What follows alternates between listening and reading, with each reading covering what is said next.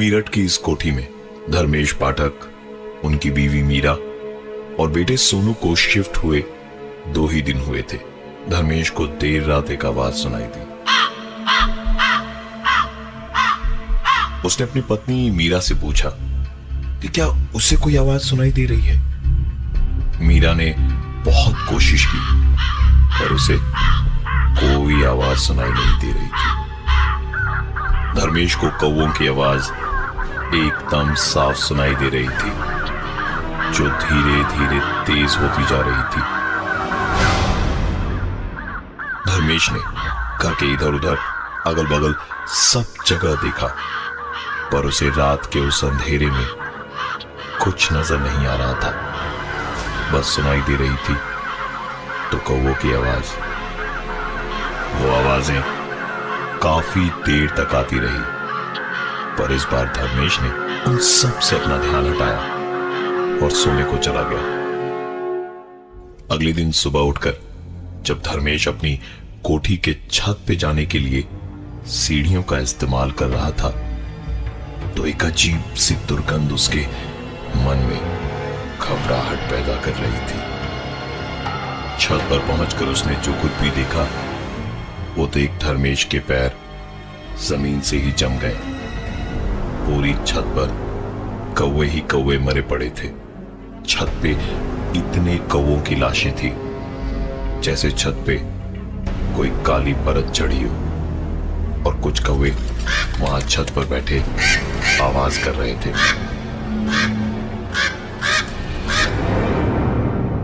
धर्मेश एक सीधा साधा ऊपर वाले से डरने वाला इंसान था।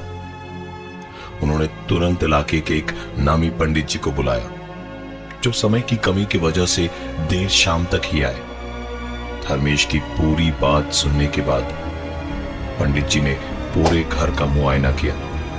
छत पर उन्होंने कौवों की लाश देखी, और जब छत से नजर बगल वाली कोठी पे गई तो उनकी आंखें बड़ी बड़ी होकर वहीं अटक गई। उन्होंने धर्मेश की छत से ही देखकर बताया, आपके घर से कचरा फेंका गया है बगल वाली कोठी में, और उसी कारण कोई आपकी इस कोठी में आया है, क्योंकि आपने किसी के रहने के स्थान को गंदा किया है। जवाब में धर्मेश ने कहा, पर वो कोठी तो सालों से बंद है, वहां कोई नहीं रहता।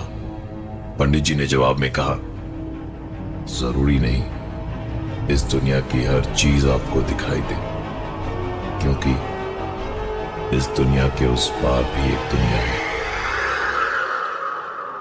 जल्द से जल्द आप अपने घर में पूजा करवा लीजिए, सब कुछ ठीक हो जाएगा। पंडित जी ने अपनी बात खत्म की ही होगी कि खिड़की पे एक आवाज हुई।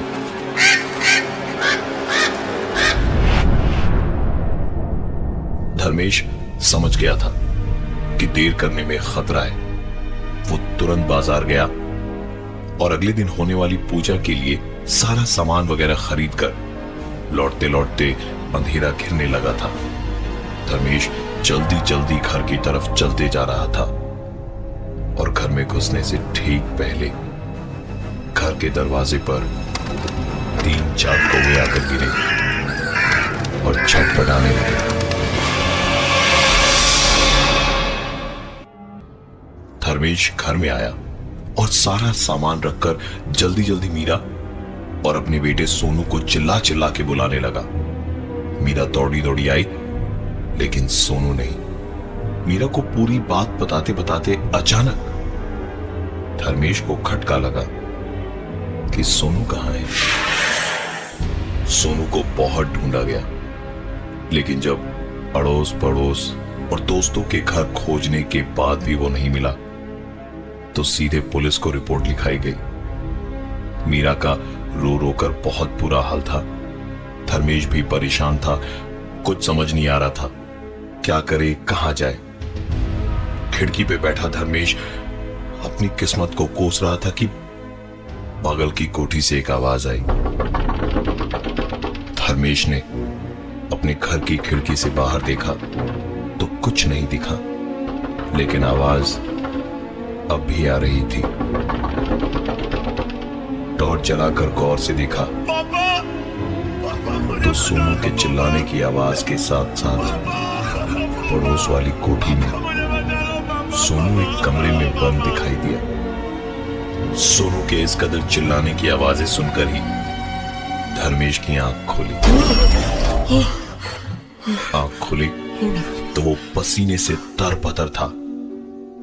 धर्मेश ने शायद कोई बुरा सपना देखा था, पर धर्मेश को जैसे लगा कि हो न हो सोनू वहीं मिलेगा, और मीरा को बिना बताए चुपचाप देर रात उठकर पड़ोस के उस पुरानी खाली पड़ी कोठी में घुस गया। वहां पहुंचा तो अंधेरे में एक धीमी सी आवाज उसे सुनाई दे रही थी। अंदर गलियारे में चल के आखिरी कमरे की तरफ चलते चलते जब धर्मेश 1 सेकंड को रुका तो जैसे उसके पैर के ऊपर से कुछ रेंगता हुआ गया।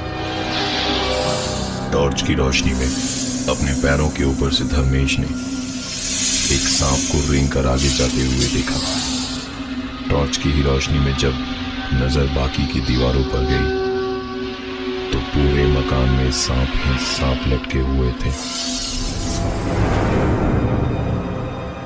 सोनू किस हाल में होगा, सोच सोचकर धर्मेश हर पल और ज्यादा परेशान हो रहा था। इन सांपों से बचते बचते धर्मेश जरा आगे बढ़ा तो पूरे के पूरे चमगादड़ों के झुंड ने उसे घेर लिया। हाथ पैर मारते मारते जब धर्मेश बढ़ा तो देखा एक कमरे से हल्की सी रोशनी आ रही थी। वहां जाकर देखा तो एक जलती हुई मोमबत्ती की रोशनी में सोनू वहां बैठा खेल रहा था। सोनू ने पासा फेंका और पलट के धर्मेश को मुस्कुरा के देखते हुए बोला, आओ धर्मेश, बस एक चाल और, अगर सोनू जीत गया तो वो जाएगा, वरना यहीं रुक जाएगा। धर्मेश चुपचाप खड़ा देख रहा था, क्योंकि यह ना तो सोनू की आवाज थी और ना ही सोनू की आंखें। सोनू ने अपनी चाल चली और उसके बाद वहां से उठकर बाहर की ओर जाने लगा। धर्मेश उसे रोकना चाहता था, लेकिन उसके गले से ना तो आवाज निकल रही थी और ना ही धर्मेश अपनी जगह से हिल पा रहा था। धर्मेश समझ चुका था कि सोनू के बदले अब उसे वहां रुकना पड़ेगा। सोनू धर्मेश की आंखों के सामने चलते चलते बाहर निकला और अपने घर पहुंच गया। सोनू को देख सबके चेहरे पर एक चमक आ गई, पर सोनू एकदम चुपचाप था। सुबह तक घर में रात की मची अफरा तफरी और ज्यादा बढ़ गई, क्योंकि अब धर्मेश की खोज शुरू हुई। सोनू ने बस इशारे से बताया कि धर्मेश बगल वाली कोठी में है। सब लोग पड़ोस वाली कोठी में गए और हर एक कोने को छान मारा, लेकिन इतनी बड़ी कोठी में उन्हें कहीं भी धर्मेश नहीं मिला। वापस घर लौटकर सब एक कोने में हताश होकर बैठे थे। पूजा कब शुरू हो, कैसे हो भी या नहीं, यही सब सोच रहे थे, क्योंकि धर्मेश था ही नहीं। सब लोग परेशान बैठे थे और उधर सोनू ने मीरा को बताया कि धर्मेश उसी घर में बंद है। मीरा की परेशानी में अब आंसू भी जुड़ गए थे। रो रो कर मीरा का हाल बेहाल हो गया था और सोनू की तबीयत खराब होती जा रही थी। उसे तेज बुखार चढ़ता जा रहा था। सबका ध्यान शाम होते होते तेज होती कौवों की आवाज की तरफ गई। कौवों की आवाज सुनकर सोनू ने छत की तरफ इशारा किया। कौवों के आते उस आवाज का पीछा करते करते सब लोग छत पे पहुंचे तो सबका मुंह खुला का खुला रह गया। छत पर धर्मेश पड़ा हुआ था और कौवे उसको नोच खसोट रहे थे और धर्मेश पूरी तरह जख्मी होने के बावजूद भी पागलों की तरह हंस रहा था। किसी तरह उस पागलपन की हालत में धर्मेश को वहां से नीचे ले जाया गया। अरे मैं ठीक हूं, मैं ठीक हूं, मुझे छोड़ दो। कमरे के अंदर इस जख्मी हालत में खून की वजह से मक्खियां भिनभिनाने लगी और धर्मेश बेहोश हो गया। जब धर्मेश की आंख खुली तो उसने अपने हाथ पैर बहुत मारे, अरे खोलो इसे, लेकिन हिल तक नहीं पाया क्योंकि उसे बुरी तरह जंजीरों से बांध के रखा गया था। धर्मेश तड़प रहा था, उसे दर्द हो रहा था, लेकिन कोई उसकी सुनने को तैयार नहीं था। सोनू लगातार उसकी तरफ उंगली से इशारा किए जा रहा था। धर्मेश से जब रहा नहीं गया तो उसने चिल्लाना शुरू कर दिया। मेरी बात सुनो, मुझे नहीं, सोनू को भूत ने पकड़ा है, मैं ठीक हूं। अरे क्यों नहीं सुन रहे मेरी बात? मैं ठीक हूं, मैं ठीक हूं, मुझे कुछ नहीं हुआ है। सोनू की तरफ ध्यान दो। धर्मेश चिल्लाता भी तो कितना और कब तक, क्योंकि पूरे बदन में उसके चोटें ही चोटें थी। मीरा ये सब सुनते सुनते बुरी तरह से टूट चुकी थी।